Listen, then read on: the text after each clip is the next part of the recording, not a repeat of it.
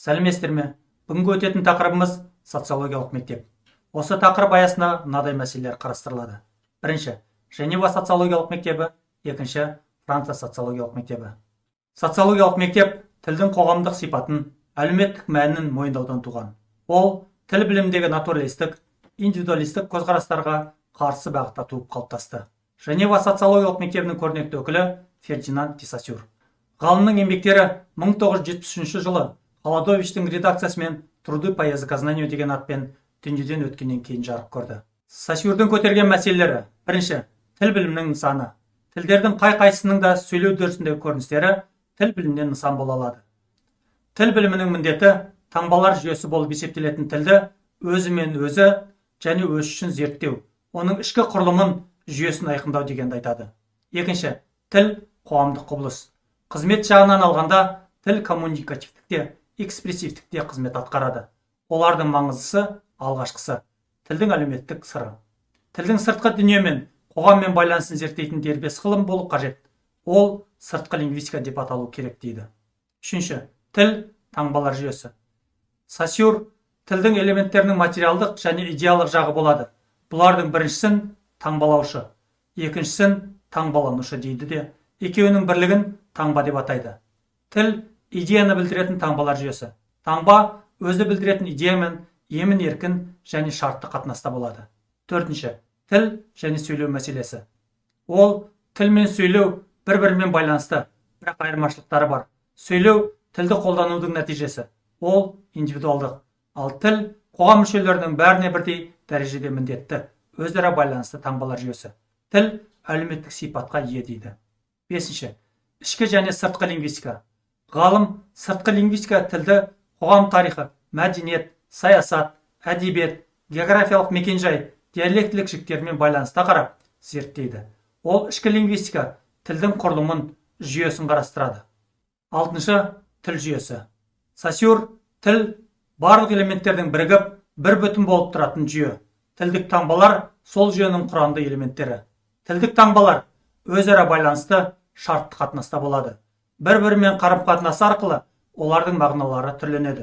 Мәні, құны айқындалады дейді. Жетінші, синхрондық және диахрондық зерттеу. Синхрондық лингвистика тілдің ішкі жүйесін, ал диахрония бір-біріне байланысты алынған тілдік элементтердің тарихын зерттейді. Синхрондық лингвистика тілдің белгілі бір дәуірдегі күйі туралы теория. Синхрония тілдік жүйе құрайтын элементтердің бір-бірімен логикалық, психологиялық қарым-қатынастарын талдайды. Сосюр қойған және өзінше шешкен мәселелердің қай-қайсысы да тіл білімінің дамуының мүдделеріне сай келеді, және бүгінгі күні осы тұрғыдан танылуда. Франция социологиялық мектебінің көрнекті өкілдері Антуан Мейе, Жозеф Вандриес, Поль Лафарг. Мейе салыстырмалы тарихи әдістің міндеті ата тілді іздеу емес, туыстас тілдер арасындағы ұқсастықты ашу дейді.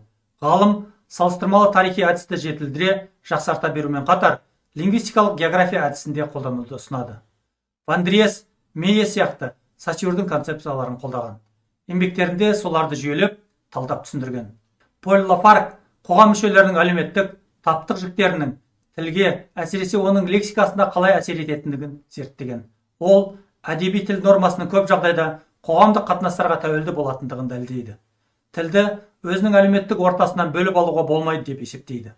Кеңес үкіметі орнауының алғашқы жылдарындағы тіл білімі алдында қойған міндеттердің бірі халықпен бірлесе отырып, елдегі сауатсыздықты жою, жер-жерде ашылып жатқан оқу орындарына қажетті оқулықтар жазу, өзіндік жазуы жоқ, ұсақ халықтардың өз тілдерінің дыбыстық жүйелеріне лайықты жазулары болуына, емлесінің, жазу тілінің қалыптасуына жәрдемдесу болатын. Кеңестік жаңа тіл білімінің марксистік диалектикалық материализмді қалыптастырушы Мар болды. Ол Ибери-Кавказ тілдерінің туыстық төркіні, олардың семит тілдерімен байланысын зерттеді. Ғалым өз теориясын эффект теориясы деп атады. Кейін ол атау тіл туралы жаңа ілім деген атпен ауыстырылды. Мар қалыптастырған жаңа ілімнің өзіндік жүйесі, бағдарламалық бағыты, концепциясы болды. Олар: бірінші, таптық қоғамдағы тілде таптық болады. Қанаушы таптың өз тілі, қаналушы таптың өз тілі болады. Жалпы халықтық тіл деген жалған сөз дейді. Екінші, тіл қоғамдық қондырма. Ол қоғамдық базиспен бірге жойылып отырады. феодалдық базис тұсындағы тіл капиталистік базиске, капиталистік базис тұсындағы тіл социалистік базиске қызмет ете алмайды. Қоғамдық формациялардың әрқайсының өзіндік тілдері болады. Үшінші, палеонтологиялық талдау әдісін қолданған ғалым дүниежүзіндегі тілдердің барлығының шығу төркіні бір. Олардың барлығы сал, бер, ион, рош деген 4 элементтен тарайды дейді. Төртінші, тілдің дамуындағы түрлі формацияларға лайық әртүрлі сатылар болады. Тіл сатылық жолмен дамиды. Бірі өткен саттан тілдердің басқаларда өтуге міндетті. Тіл атаулының барлығы дамудың бір ғана жолымен жүреді дейді. Бесінші, тіл дамудың бір сатысынан екіншісіне өткенде революциялық секіру жолымен бұрынғы тіл кенет жойылып, оның орнына мейлінше жаңа тіл пайда болады дейді. Алтыншы, тілдер дамудың қай сатысында тұрғанын білдіретін негізгі көрсеткіші тілдік элементтердің семантикасы. Мардың мұрасына сын көзбен қараған, оның ілімін мақұлдамаған зерттеушілер қуғынға ұшырады. Бұл кеңес тіл білімінің дамуын тежеді. Партияның орталық органы Правда өзінің 1950 жылы 5 мамырдағы санында сын және өзара сын арқылы кеңес тіл біліміндегі тоқыраушылықты жойып, бұл саладағы ғылыми жұмысқа бағыт-бағдар сілтеу үшін еркін айтыс жариялады. Айтыс тіл білімінің маңызды мәселелер жөніндегі көзқарастардағы жөнсіздіктерді, оны әшкерелеуге талпынушылардың жаңа ілімді жақтаушылар тарапынан қысым көргендігінің бетінің ашты. Тюркология жалпы шығыстану ғылымның бір саласы. Ол түркі халықтарының тілін, әдебиетін, тарихын, этнографиясын зерттейтін ғылымдар ретінде 18 ғасырдың екінші жартысында қалыптасты. Қазақ тілі туыстық әрі типологиялық белгілер жағынан да түркі тілдерімен бірлікте. Оның қалыптасу, даму тарихы жалпы түркі тілдерінің тарихымен байланысты. Ол тюркологияның бір саласы. Қазақ тіл білімі Қазан төңкерісінен кейін кең құлаш жайып зерттеле бастады. Оларға орыс миссионерлері Ильминский, Радлов, Миляранский, Катаринский тағы басқаларды жатқызуға болады.